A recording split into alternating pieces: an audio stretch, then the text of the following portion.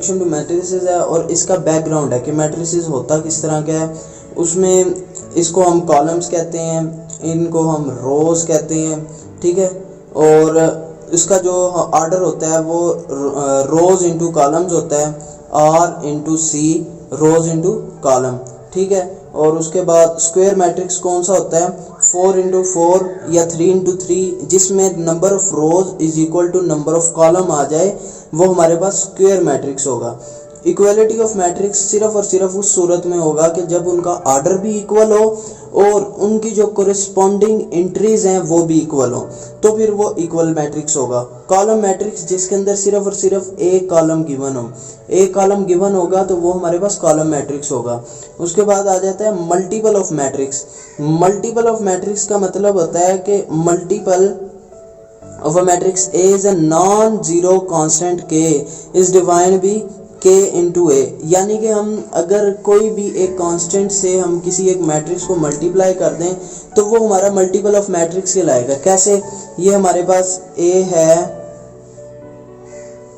1 0 0 1, sorry इसको तो multiply कर ही नहीं सकेंगे, 2 2, ठीक है। इसको हम मल्टीप्लाई करते हैं 2A से, 2 से मल्टीप्लाई करते हैं यानी कि 2A हो गया ये, तो हमारे पास आंसर आया 2 इंटू 2 4 0, 2 इंटू 0 0 और 4।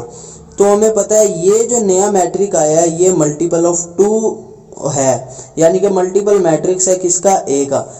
कौन सा, 2 मल्टीपल है ये, 2A है ये, ठीक है। तो इसको कहते हैं मल्टीपल ऑफ मैट्रिक्स। यहाँ पे वो यही बताने की कोशिश कर रहा है कि कोई भी कांस्टेंट है जो कि A के साथ हमारे पास कोई भी मैट्रिक्स के साथ मल्टीप्लाई हो जाए तो हमारे पास जो कोरिस्पॉन्डिंग नेक्स्ट मैट्रिक्स निकलेगा वो हमारे पास मल्टीपल ऑफ मैट्रिक्स कहलाएगा।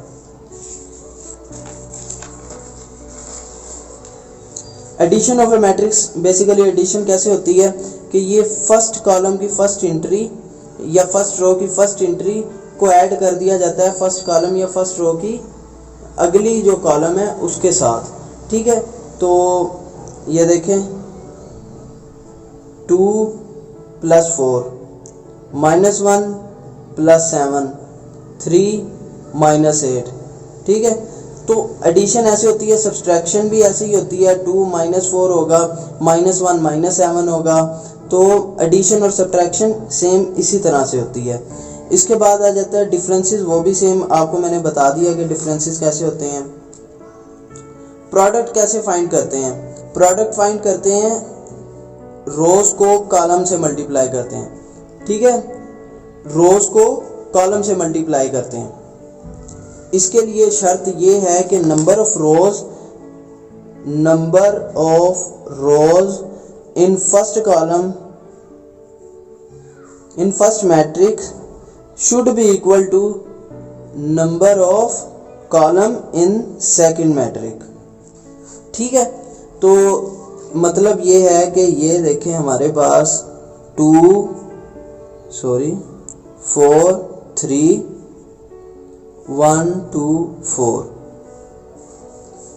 ये मल्टीप्लाई हो सकता है 1 2 3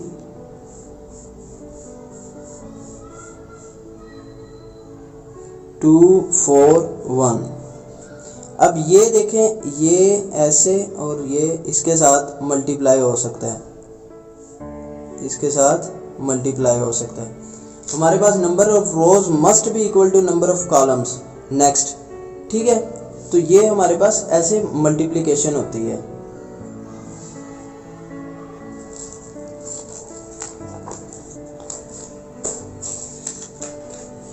आई बेसिकली रिप्रेजेंट किसको कर रहा है, आई रिप्रेजेंट कर रहा है हमारे पास आइडेंटिटी मैट्रिक्स, जिसके ये जो डायगोनल एंट्रीज हैं ये डायगोनल एंट्रीज 1 हो बाकी सारी 0, इसको कहते हैं आई, identity matrix.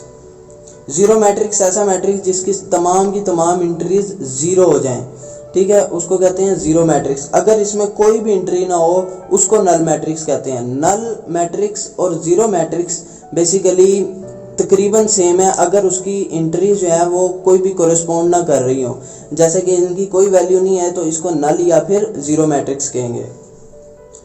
Associative law hold करता है a plus B is equal to B plus A, matrix के अंदर होल्ड करता है। उसके अलावा determinant of A, determinant of A क्या होता है हमारे पास, डिटर्मिनेंट कैसे फाइंड करते हैं, डिटर्मिनेंट फाइंड करने के लिए हम ऐसे बार लगाते हैं 1 2 3 4, ये हमारे पास मैट्रिक्स है, तो इसका डिटर्मिनेंट होगा 4 इंटू 1, मशरिक को मगरिब से मल्टीप्लाई कर दो 4 और माइनस कर दो शुमाल को जुनूब के साथ, ठीक है। 3 इंटू 2, 3 इंटू 2 6, तो -2 इसका डिटर्मिनेंट आ गया। तो डिटर्मिनेंट ऐसे फाइंड करते हैं। आगे चलते हैं, ट्रांसपोज क्या होता है। ट्रांसपोज होता है बेसिकली ये हमारे पास रोज को कॉलम में तब्दील कर दिया जाए, रोज को कॉलम में तब्दील कर दिया जाए। इसका डिटर्मिनेंट क्या होगा 1 2 3 4, ये हमारे पास सॉरी डिटर्मिनेंट कह रहा हूँ ट्रांसपोज ऑफ ए, तो ये हमारे पास ट्रांसपोज ऑफ ए होगा।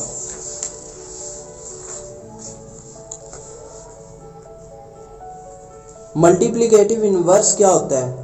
मल्टीप्लिकेटिव इनवर्स होता है कि आपने जो भी मैट्रिक्स लिया उसको उसके इनवर्स के साथ अगर मल्टीप्लाई कर दें तो आइडेंटिटी आ जाए, आइडेंटिटी आ जाए तो वो हमारे पास क्या होगा, उसका इनवर्स होगा।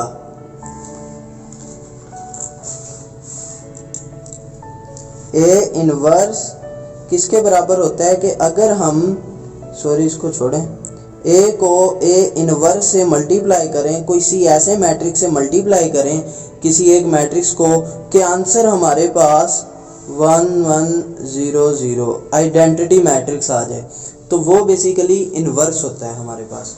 तो उसको फाइंड करने का तरीका क्या होता है, फाइंड करने का तरीका ये है कि A inverse is equal to 1 over determinant of A, ठीक है।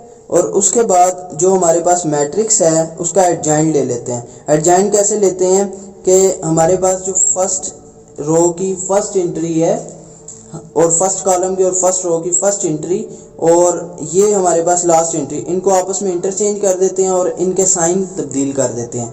जैसे कि इसका क्या होगा एडजॉइंट ऑफ ए, ये हमारे पास 4 1, ये -3 और ये -2 आ जाएगा, -3 -2, ये हमारे पास ऐसे एडजॉइंट ऑफ ए आ जाएगा।